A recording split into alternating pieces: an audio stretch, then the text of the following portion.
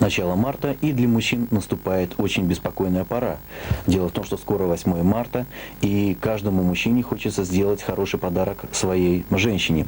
В следующем своем репортаже мы попытаемся рассказать, чем в этом могут помочь наши магазины. Здравствуйте. Прошу прощения, вы случайно не подарок жене своей выбираете на 8 марта? Да нет, это для... Не хочу я сниматься, собственно говоря. Ничего страшного. Да нет, это для нашего коллектива женщин. Но все равно, то есть подарок для Ну, женщин естественно, 8 конечно, марта. Ну и да. как выбор вас устраивает? Да вот сейчас вот выбираю, посмотрим, что будет. Из трех, наверное, это, а им придется много брать. Ну есть, да? Ну, конечно, что-то можно что-то подарить. можно выбрать, да? Скоро 8 марта. Что вы могли предложить в качестве подарка? Приобрести ваш подарок.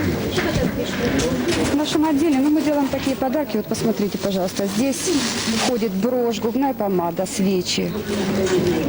Ну, я считаю, что неплохой подарок. Ну вот если бы вам подарили такой подарок, он вам понравился?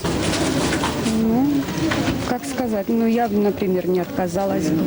Вы случайно не пришли купить подарок сюда, что на 8 марта? Да, конечно. Ну и как, что-нибудь нашли? Не подходящее? искал, Володя. Мы у прилавка коммерческого отдела магазина номер 65. И сейчас посмотрим, какой выбор здесь. Товарищ продавец, на секунду вас. Грядет 8 марта, женский праздник. Что вы могли бы предложить вот в своем отделе в качестве подарка? Володя, у вас прекрасный выбор бижутерии. Пожалуйста, я приглашаю всех мужчин города. И вообще,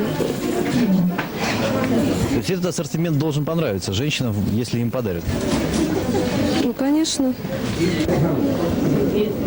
Ну, а эти изделия из меха для тех, кто хочет сделать очень дорогой подарок.